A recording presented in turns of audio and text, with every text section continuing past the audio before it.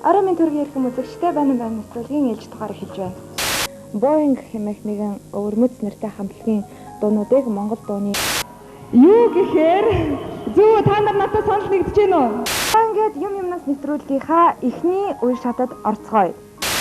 Хичээл болгон юунаас эхэлдэг вэ? Хүн болгон мэдэж байгаа энэ бол гэрийн даалгавар байдаг. 25 дугаар суваг телевиз Монгол үзэгчдэд зориулан үзүүлэхэд бэлэн боллоо. Телевиз дөнгөж байгуулагдаад эхний 1 жил ердөөсөө өнгөрөөчгүй байсан. Тэгсэн нөгөө шинэ уран бүтээлчид, шинэ ажилчид орж ирсэн чинь нэг мэдсэн чинь 3 халуунаатай болсон байсан. Манай жижиг халуун телевизэд хөтлөгчөөр орж ирэхэд бид хоёр хоёулаа байсан болохоор бид хоёрыг том жижигээр нь ангилсан. Тэгээд дараа нь нэгтлэн халуунаа маань орж ирэхэд тэгээд том чигээрээ үлдээл ягаад чинь мань хүнийг дунд халуун болгоод ингээд нэг 3 халуунаатай байсан. 25 дугаар суваг телевиз гэхээр нэг үе хүн бүрл том халуун гэж ярьдаг байлаа. Том халуун гэхээр 25 гэж бас мэддэг байлаа. Нэг ясандаа ажил нь түүний овог болж байсан юм. Одоогоос 30 жилийн тэртээ анхны чөлөөт телевиз нээгдэхээр дуншиж байсангүй. Нээгдээд удаагүй байсан FM 107 радиогоос телевизийн цэнхэр дэлгэцийн өмнө ирсэн хүн нь халуун байлаа. Харин тэр яагаад том халуун гэж нэрлэгдэх болов? Тэгээ нэг том халуун гэдэг нэр одоо хүртэл хадгалагдаад үлдсэн, сонирхолтой, бас их таатай, дурсамжтай гоё байдаг. Мэдээж эцэг эхийнхээ нэрээр овоглуулах зөв байдаг ч гэсэн том халуун нөгөө 25-ын том халуун гэж хэлэхэд мэдээж дотор бол үнэхээр таатай сайхан байдаг. 25 дугаар суваг телевиз гэж нэрлэгдэхээс өмнө АНЖ FM 107 гэж радио байсан.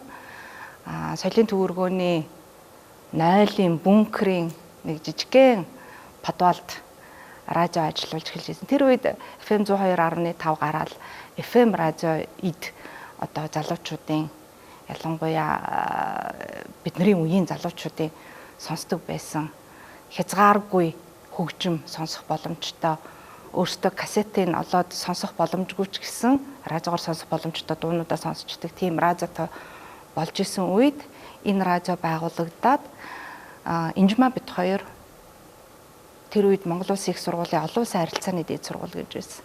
Оюутнууд зүгээр нэг зар сурталчилгаанд нэг гадаадаар үг хэлэх шаардлагатай болоод ирсэн. Инжма маань англиар, би японоор нэг өгүүлбэр хэлсэн. Тэгэл нэг мэдсэн чинь тэр радиогийн хөтлөгч болсон. Нэвтрүүлгийн хөтлөө явж исэн. Дахиад нэг мэдсэн чинь радио маань өргөжин телевизтэй болно гэж исэн. Тэгээ нэг мэдсэн чинь телевизээр ингээл юм яриад сууж исэн.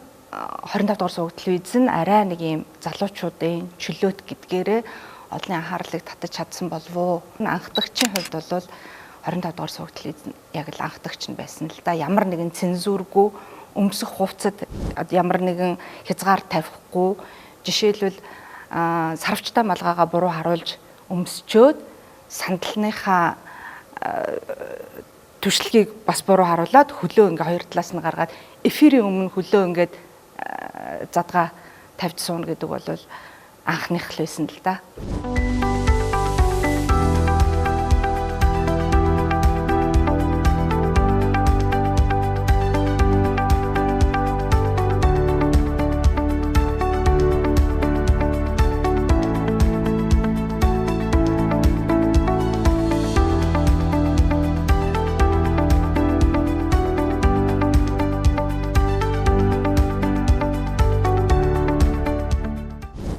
Телевиз байгуулагдана гэхэд ердөөсөө яг 100% бүтнээр юу болох гэж байгааг ойлгоогүй явж исэн.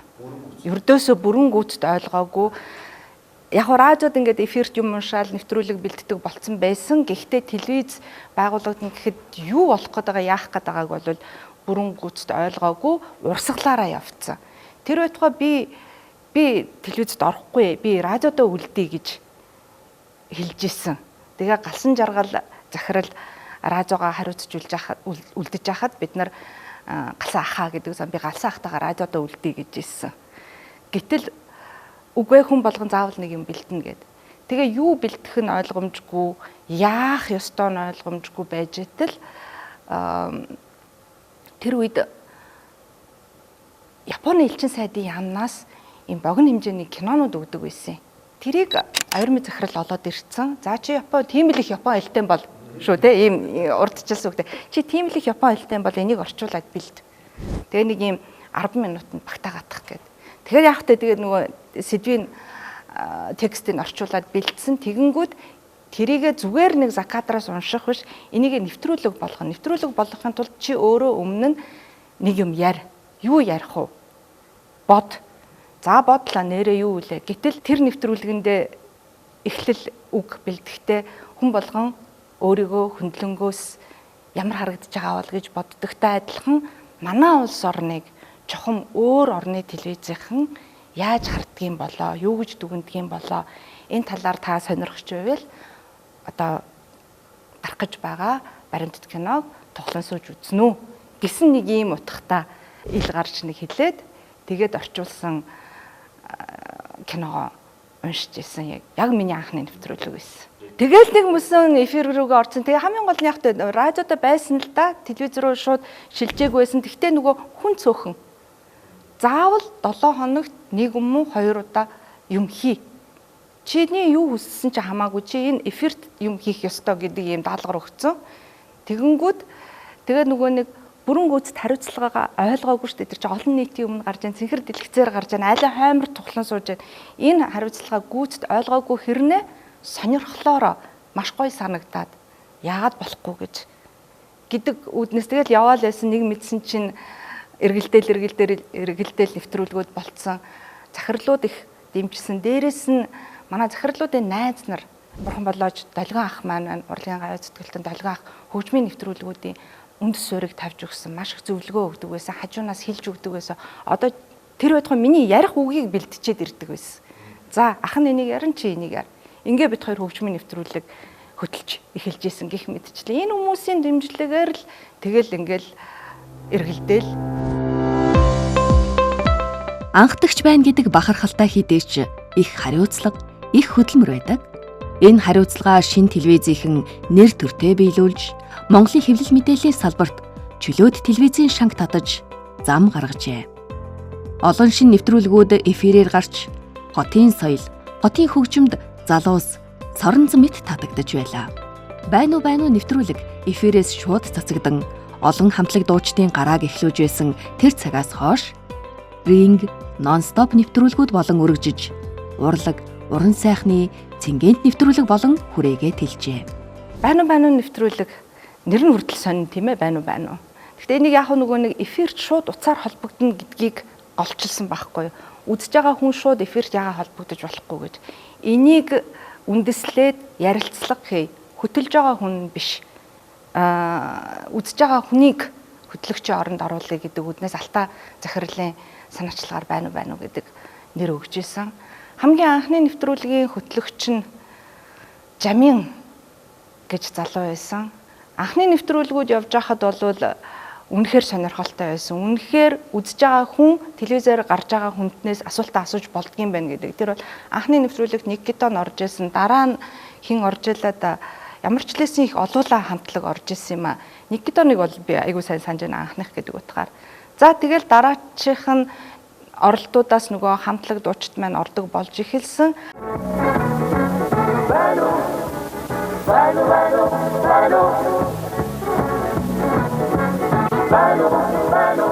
Сонин сэтгүүлд нэлээд гарсан одоо инх манлаа ахыг машина мөргөлдүүлсэн ч гэдэг юм уу, хэний машин тэглээ гэсэн нэг иймэрхүү ярианууд үзэгчдийн дунд нэлээд тархсан. Энэ талаар нэг тодруулаад үзэгчдийн хамгийн их сонирхож байгаа зүйлүүдэд эхлээд хариулах болов гэж бодож байна. Би хариулах. За. Энэ өмнө анхатаага 25 дахь суугийн үзэгчтэй уулзж байхдаа одоо сайхан байна. Тэгээд яг өнгөрсөн одоо 9 дугаар сард бид нэр Герман яваад ирсэн. Энэ бол их бидний уран бүтээл ажил одоо тэгээд ол замг ихтэй жил байсан.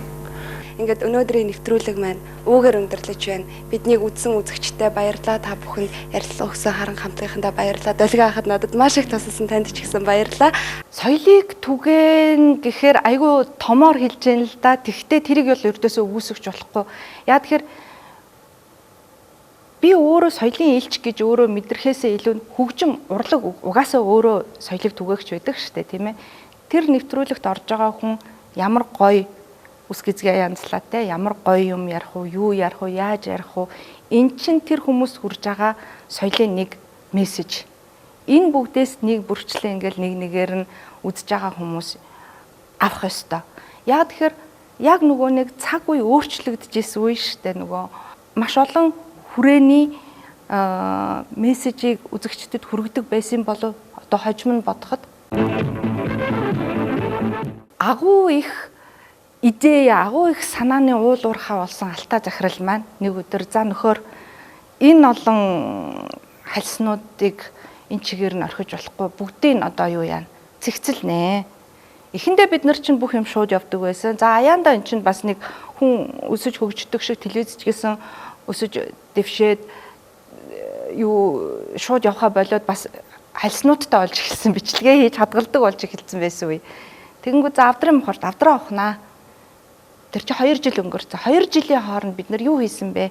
Тэрийгэ эргүүлээд ингэж гаргаж ирээд нэвтрүүлэг хий гэд. Тэр бас их сонин санаа байсан л та. 25 дугаар суваг телевизийн авдар гэхээр та бүхэн битгий гахаарай. Арслантай хийдэ авдар арай биш, харин энэ бол манай сейф юм. Энэ сейфэнд бид нар өөрсдийнхөө хамгийн эрхэм нандин үнэтэй зүйлүүдийг хадгалдаг. Энэ мэдээж бид нарын хийсэн нэвтрүүлгүүд, сурвалжлага, ярилцлага, нийтлэл нэг ясандаа бид нарын хийсэн уран бүтээлүүд байдаг юм. Энэ бүх нэвтрүүлгийг 1996 оны 9 сарын 27-ны өдрөөс өнөөдрийг хүртэл хийсэн бүх нэвтрүүлгүүдээ бид нар хадгалж чаддаггүй. Харин энэ хугацаанд хийсэн хамгийн сайн болсон, хамгийн олон үзэгчдийн сонирхлыг татсан хамгийн чанартай, хамгийн утга төгөлдөр гэсэн нэвтрүүлгүүдээ бид нар авч үлддэг үлээ. Айлаас гуйхаас авдраа авах гэдэг зүр үг байдаг шиг бид нар нэх айлын юмыг хуулаад авахгүйгээр хийсэн юмнуудаа одоо ингээд мүлжөөд ахаад нэвтрүүлэг хийж болдгийм байна гэсэн санаачлагаар нэг тийм нэвтрүүлэг хэсэг явсан. Одоо ингээд энэ олон телевизийн сувгуудаас гадна өөр нөгөө видео сувгууд байна, влог хийдэг залуучууд байна. Тэрийг айл 30 жилийн өмнө хийцэн байх жишээтэй. Дээрээс нь одоо нөгөө бигээс бид, миний мусаа найзууд, байна уу ч гэсэн орно. Дээрээс нь нөгөө нон-стоп гэд. Энэ бүх нэвтрүүлгүүд цаг хугацаагаасаа төрүүлсэн гэж хэлж болохгүй л дээ. Яг бид нар анхдагчуд нь байж чадсан. Анхдагчуд нь байхын давуу тал нь энэ санаа гаргаж исэн нөхдүүд байгаа. Агуу их санаа.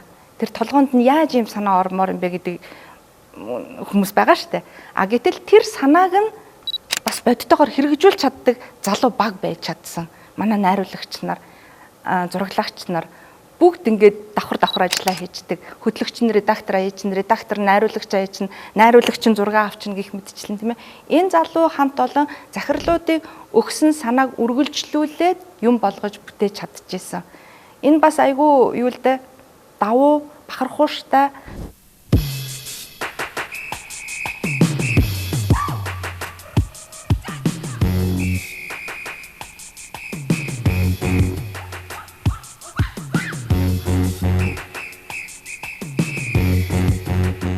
топ 10 гэж төмөр замд байсан шүү дээ. Тэгэхэд топ 10-ийн удирдлагуудтай уулзаад хөгжмийн нэвтрүүлэг за эн чинь дахиад нөгөө байнуугаас ургаж үргэлжилж эхэлж байгаа аахгүй. Яагаад нэг хамтлагтай нэг хүнтэй ярих ёстой юм тийм ээ. За тэгвэл энийг бүр ингээ бүхийн ринг шиг юм тулаан шиг асуулт хариулт үзэгч оролцогчдын ринг болгож гаргая гэд. Тэгээд топ 10-ийн заалыг боксинг ринг шиг засаад хийжсэн. Яаж тайзаа засаж ийсэн, нөгөө хамтлагууд маань яаж оролцож ийсэн. Хамгийн мундаг оролцсон рингийн нэвтрүүлэг манай Элкондор хамтлагийн оролцсон дугаар байдгийн.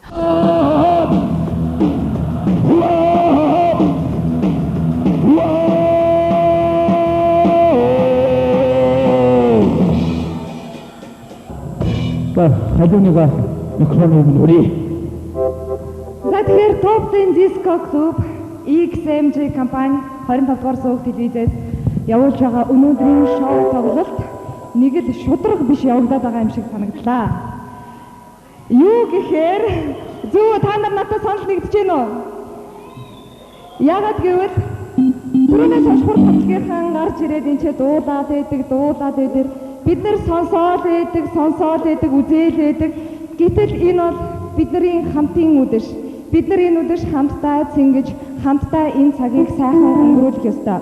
Тийм учраас эрэл хурд хамтлагийнхантай хамтраад үзэгчид та бүхний дунд нэгэн хөгжөөд тэмцээн зохион явуулахаар шийдлээ. Та нар On and Off Production-ы тулгаа бас бурхны оронд явсан. Тука нэг өдөр тааралдаад гудамжин зүгээр санамсаргүй тааралдснаа. Халина чи энэ 25 дугаар телевизэд хувьцаа эзэмшдэг үү гэж надаас асууж ирсэн. Яа үгүй яасан гэсэн чи асаа хардл чи гарч ах юм. Яасан одоо ингээд бүр эхлэл нөгөө хүүхэлдэйн кино зараа унш чин баримтат киноных нь ард хоолой нь явж гэн. Заримдаа мэдээгээ унш чин тэгэл нөгөө кино орчуулга. Яг тэ энэ гайхуулах юм гэхээсээ илүү тийм боломж нь байсан. Тэрийг нь тодорхой хэмжээнд гүйцэлдүүлж чадсан. А нөгөө талаас хүн хүч тэр хэмжээгээр л цөөхөн байсан байхгүй юу? Үнэхээр хүн хүч цөөхөн байсан. Кино орчуулахад чинь орос хэлтэй л болвол үйлчилгээний ажилтан байна уу? Юуны жолооч байна уу хамаагүй. Кино өгч чинь зүгээр орчуулгээл өгнө. Тэгэл орчуулна. Орчуулахгүй байж болохгүй. Тэгээ орос хэлтэй бүх хүмүүсээр л киногоо орчуулуулаад заримдаа нөгөө орчуулга нь амжихгүй бол шууд синхрон орно. Сонсоод шууд синхрон ордог байсан. Одоо бодохноо айгүй бүдүүлгэлтэй тий телевизэд ийм юм байж болохгүй. Гэхдээ тэр үед чинь түүх тэр үед анхных байсан тэр бүгдийг даван туулсан тодорхой хэмжээнд үзэгчид тэрийг хүлээж аваад шүүмжилдэг хүмүүс байсан ч гэсэн тодорхой хэмжээнд нөгөө үндэсний телевизээр гардаггүй байсан сонирхолтой кинонуудыг гаргачихж байгаа юм чинь үзээд өнгөрсөн. За тэгэнгүүт нэг хүн уншдаг байсан бол эрэгтэй эмэгтэй болсон. Эрэгтэй эмэгтэй байсан бол 4 болсон, 5 болсон. Одоо тэгээд киноны орчуулга ямар шатанд хөгжсөн байгаа вэ тийм ээ. Чин зүгээр ихтлэл, түүх, сайхан дурсамж, тэгээ гол нь тэгж хийх боломж нь байсан залуу насны өстой эрч хүч тийм ээ. Энэ бүх юм үнэхээр одоо үгээр илэрхийлэшгүй агуу юм л да.